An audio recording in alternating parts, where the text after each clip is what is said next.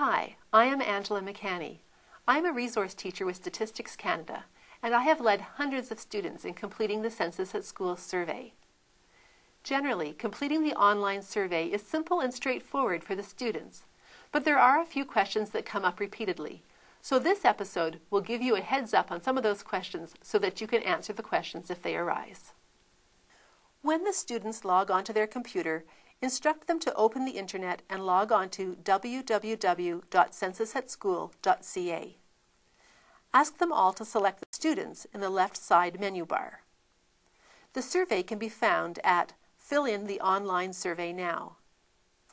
However, before they go to the survey, they may want to try out one of the questions that would benefit from a little practice, the reaction timer. This question tests students' reaction time by seeing how quickly they can click the mouse. On the actual survey, they will have only one attempt at this question, so it is good to give them a chance to understand the instructions and try out their mouse on this practice timer. So, on the student page, select Try the Reaction Timer. Follow the instructions, click Start. When you see the double circles, the infinity sign, click Stop as fast as you can. Your score will appear. If the students want to try it again, click Refresh. Once they have had 2 or 3 tries, it is time to close the practice box and go to the actual survey. You'll notice that there is also a practice memory game, which is another question on the survey. But I find there is no need to try this one, as it will not pose any difficulty. When they have clicked Fill in the online survey now, they will be asked to type in the class ID number and class password. These are the ones that you obtained when you enrolled the class, under the orange headings on the Welcome page. If the students are having trouble with this and the survey won't open, double-check that you have recorded the correct ID number and password. Go to the Teacher section. Sign in with your teacher email and teacher password and check Class ID and Class Password under the columns with orange headings.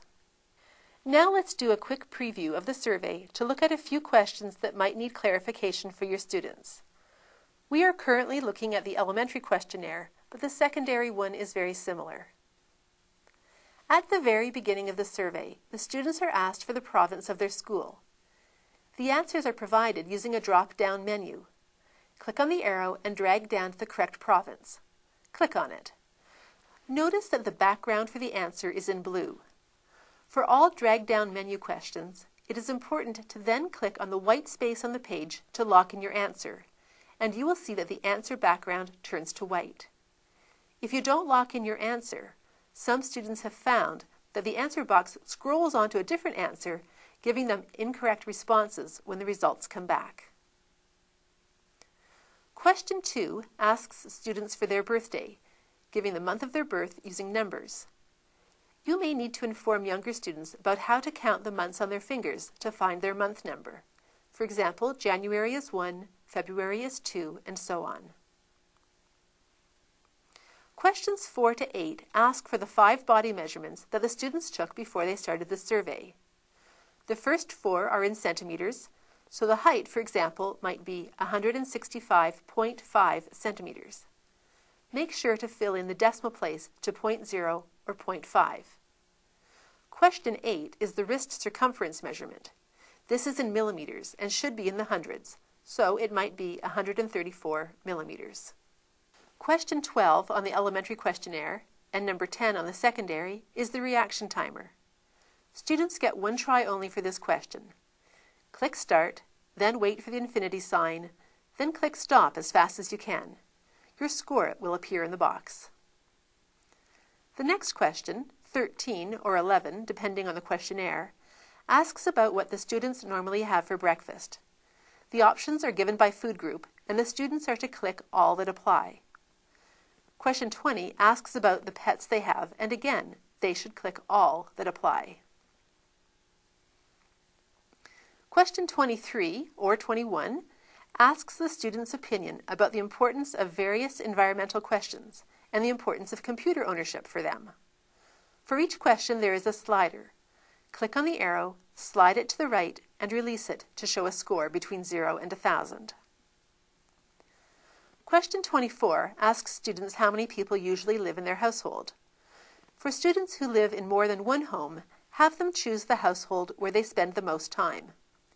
If they spend the same amount of time in both homes, have them fill it out as of today, the day they are filling in the survey.